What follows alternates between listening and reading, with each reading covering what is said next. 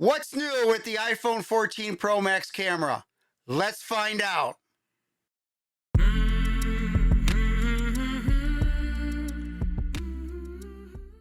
Hey everybody, it's Mike from Regala Photography, where we talk about everything photography.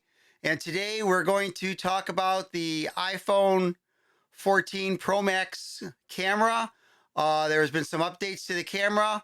I did a video a couple months ago on the iPhone 12 Pro Max camera, and I'll put the link up here somewhere.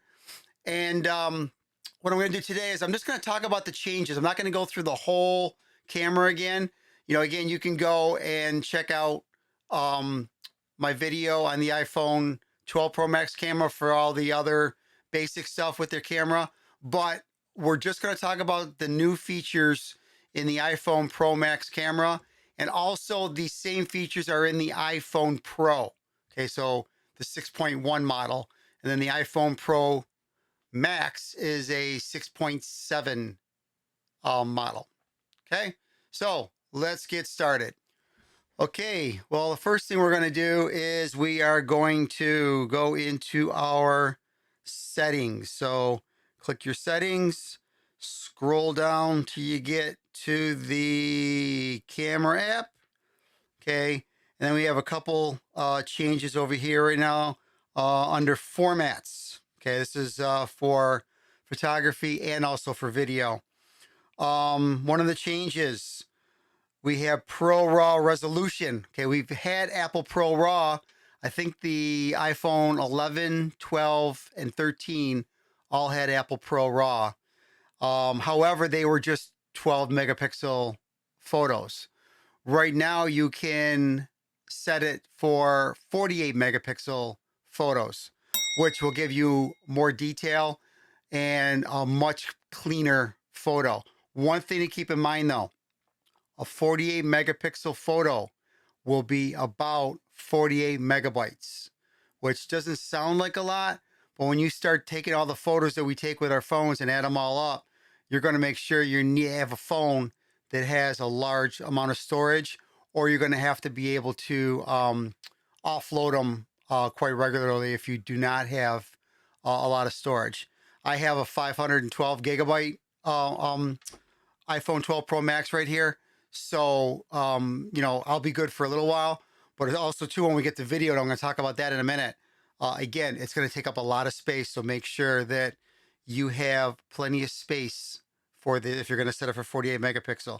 But what you do is click on the resolution, and then you got a choice between 12 or 48. And again, you can, in the camera, and I'm going to show you that when we get to the camera, you can actually turn it on and off in there too. But I set it for 48 here right now. One thing to keep in mind, the Pro RAW 48 megapixel resolution can only be done on the 1X camera, which is the main camera. Okay. If you go to any other of the cameras, your photos are only going to be 12 megapixels. And if you are doing night mode, flash, and macro photos, they will also only be 12 megapixels in size. Okay. Now you would think with night mode that they would allow you to do 48 megapixels. I don't see why not, because that's where you really need it is in night mode. But hey, what do I know? Next one, Apple ProRes. This I think came out in the iPhone 13 Pros and the Pro Maxes.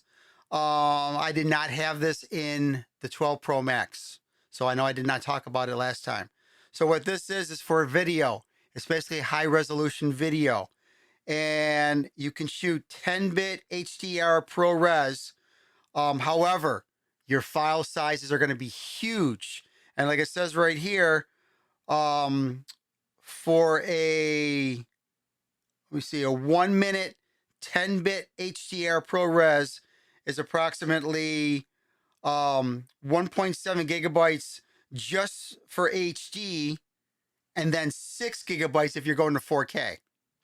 Again, that's huge. Even if you have like a 512 megabyte or gigabyte phone storage, it's still, you're going to have to make sure you offload those, because those are going to take up a lot of space.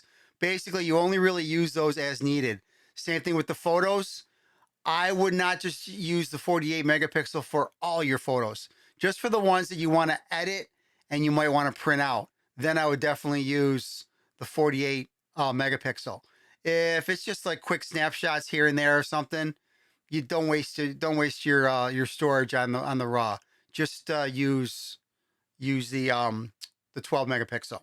Okay, you can see here cinematic mode. I'm going to show you that on the camera in a second. But cinematic mode, you got either 24 frames per second or 30 frames per second. Okay. Now, I tend to shoot in 24 frames per second. That's because that's what they shoot like in Hollywood. If you're watching a movie, if you're going to the theater, most professional movies are shot at 24 frames per second. If you shoot at 30 frames per second, you might get a little crisper video. And it'll still look good, but you'll have more motion blur in the 24 frames per second, which will make it look more realistic. You know, like right now, you see my hand, you can actually see it blurring. Whereas if you just shot in regular video, it would be so crisp that it wouldn't look real. You wouldn't see my hand. You see my hand moving, but it'll be really, really sharp, and it just wouldn't look natural. So that's the cinematic mode in the settings. Now, if I go over here to my camera, okay, and let's go switch over to cinematic mode. Okay, you can see here that you have two cameras you can use. You got the 1X, which is the main camera, and then you can really zoom in and use the telephoto camera too, the 3X. Okay, now if I'm going to do this, here's a quick example here. I will show you this. If I click on the mouse, okay, the mouse is going to be in focus, and then the background is going to be blurry. Now I can go up to the f-stop here, and I can go to F2. That's it. And that's a good. See, you can see the background, how blurry it is.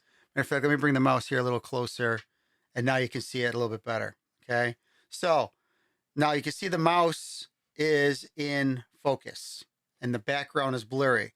But if I click on my Blue Yeti microphone here in the background, now that's going to be in focus. And then if you look at the mouse is out of focus. So again, that's like a professional looking, like you'll be using with a regular camera, like the camera I'm using right now, the Canon EOS R. I can set it where my background, if you look at my background right here, it's all blurry, but then I'm in focus right here. So the cinematic mode allows you to do that on your phone. And I tell you, it does a really, really good job with that camera like that. It's really, really good. But so you got your choice of f-stop, which you could change up there. And again, you could change it here. The higher the f-stop, the less blur you're going to have in the background or in the foreground, however you set it. But the less blur you're going to have. So if you want more professional, you're going to want to be f2, f2.8 at the most. Okay. Also, up here in the top right, you can see you could change from 4K to f24 frames per second, f30 frames per second, and back and forth there. And then I can change from HD 30 frames per second, or that's it. That's right. HD, you can only do 30 frames per second. Can't do 24. 4K, you could do 24 frames per second, and you can also do 30 frames per second in 4K. Okay, so that's cinematic mode. The next one is macro. Now, macro mode came out in the iPhone 13 Pro and Pro Max, and macro is basically extreme close-up photography.